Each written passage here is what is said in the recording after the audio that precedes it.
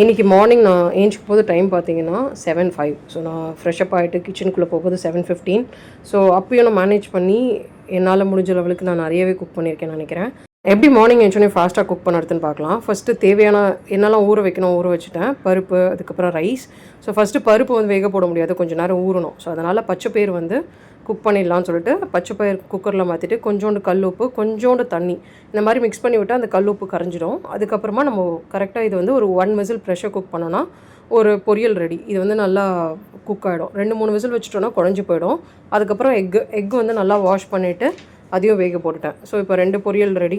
இன்றைக்கி என்ன குழம்பு வைக்கலான்னு பிளான் பண்ணேன்னா, நான் கீரை தான் நைட்டே கிள்ளி வச்சுட்டேன். ஸோ அதனால் வேலை ஈஸி. ஸோ காலையில் எஞ்சி கிள்ளறதுக்கே ஒரு 15 to 20 மினிட்ஸ் ஆகிடும். ஸோ அப்படிலாம் வந்து கீரை சமைக்கவே முடியாது. இந்த மாதிரி கிள்ளி வச்ச கீரை என்ன பண்ணுவேன்னா, நான் பாத்திரத்தில் மாற்றிட்டு நல்லா தண்ணியை ஃபுல்லாக ஃபில் பண்ணிவிட்டு அப்புறம் அதில் மஞ்சத்தூள் போட்டு வச்சுருவேன். ஸோ ஃபஸ்ட்டு நல்லா அது வந்து அந்த மண்ணெல்லாம் கீழே செட்டில் ஆகிடும். ஸோ இது வந்து நம்ம ஒரு 2 டைம்ஸ் இந்த மாதிரி வாஷ் பண்ணணும். ஸோ இதை ரெடி பண்ணி வச்சுட்டு நான் வந்து நெக்ஸ்ட்டு அடை தோசை தான் இன்றைக்கி பண்ண போகிறேன். ஸோ அதுக்கு காலையில் வந்து வெங்காய சட்னி ரெடி பண்ணிடலான்னு வெங்காயம் தக்காளிலாம் எடுத்து வச்சேன். பட் டைம் வந்து சுத்தமாக பத்தலை. அதனால் வெங்காய சட்னியை தேங்காய் சட்னியாக மாற்றிட்டேன். இப்போ வந்து ஸ்டவ்வில் வந்து ப்ரெஷர் குக் ஆகிடுச்சு. ஸ்டவ் காலியாக இருக்குது. ஸோ ஒரு இதில் வந்து தண்ணி வச்சுட்டேன். மார்னிங் எம்டி ஸ்டமக்கில் அந்த வார்ம் வாட்டர் குழந்தை கொடுப்பேன். ஸோ அதை வச்சுட்டு இன்னொரு சைடு பார்த்தீங்கன்னா முட்டை குக் ஆகிட்டுருக்கு. பச்சைப்பயிர் ரெடி ஆகிடுச்சு. ஸோ ப்ரெஷர் ரிலீஸ் ஆகிட்டோன்னு நம்ம ஓப்பன் பண்ணி வேறு பாத்திரத்தில் மாற்றிட்டு நம்ம தாளிச்சிட்டு தேங்காய் கூட போட்டு வச்சுக்கலாம். குழைவே இல்லை பாருங்கள். ஸோ இது வந்து ரொம்ப ஹெல்த்தி.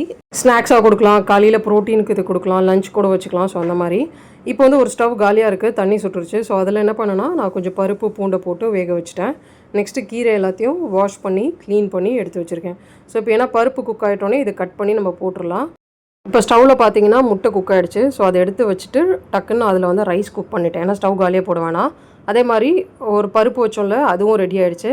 அந்த ஸ்டவ்வில் நான் தவா வச்சுட்டு இப்போ வந்து உருளைக்கிழங்கு பொரியல் தான் பண்ண போகிறேன்.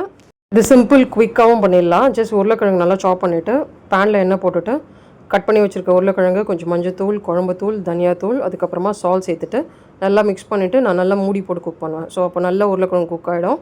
ஸோ இதுதான் வந்து பெஸ்ட் காம்பினேஷன் ஃபார் கீரை. ஸோ அதை தான் இது ரெடி பண்ணியிருக்கேன்.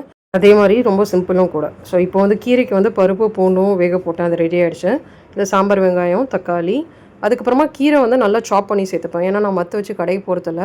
ப்ரெஷர் குக் பண்ணிட்டோன்னே நல்லா கரண்டியை வச்சு நல்லா மிக்ஸ் பண்ணிவிட்டு நான் வந்து தாளிச்சிடுவேன். ஸோ இதில் வந்து கீரை கட் பண்ணி போட்டுட்டு புளி, மஞ்சத்தூள், அதுக்கப்புறம் கொஞ்சோண்டு தண்ணி போட்டுட்டு மூடி போட்டு ப்ரெஷர் குக் பண்ணுவேன். 1 to 2 விசில்ஸ் வைப்பேன். இப்போ வந்து பொரியல் ரெடி ஆகிடுச்சு. அந்த ஸ்டவ்வில் தான் நான் வந்து இந்த குக்கரை வச்சுட்டு இன்னொரு சைட் ஸ்டவ்வில் பார்த்தீங்கன்னா ரைஸ் குக் ஆகிட்டுருக்கு. ஸோ பொரியலை மாற்றி எடுத்து வச்சுட்டேன். இதுக்கப்புறம் நான் என்ன பண்ணேன்னா, இந்த ரைஸ் குக் ஆகிடுச்சு, அதையும் மாற்றி எடுத்து வச்சுட்டு தேங்காய் சட்னிக்கு தான் ரெடி பண்ணேன். சிம்பிள். தேங்காயோட தோலை மட்டும் க்ளீன் பண்ணிவிட்டு மிக்ஸி ஜாரில் மாற்றிக்கோங்க, ஃபைனாக சாப் பண்ணிவிட்டு. இதில் பச்சை மிளகா, அதுக்கப்புறமா கொத்தமல்லி, உடச்சக்கல்ல, ஒரே ஒரு பல் பூண்டு. பூண்டு வந்து கம்ப்ளீட்டாக அந்த டேஸ்ட்டை வந்து என்ஹான்ஸ் பண்ணோம். ஏன்னா பூண்டு போட்டால் அந்த உடச்சக்கல்ல நமுத்து போனதெல்லாம் நம்ம சம்டைம் போட்டால் நல்லாவே இருக்காது. ஸோ பூண்டு போட்டால் ரொம்ப சட்னி நல்லாயிருக்கும். ஸோ சட்னியை தாளித்து வச்சுட்டேன். ஸோ மார்னிங் பிரேக்ஃபாஸ்ட்டுக்கு வந்து அடை தோசை தான் நல்லபடியாக வந்துச்சு. இல்லாட்டா காலையில் தான் சொதப்போம்.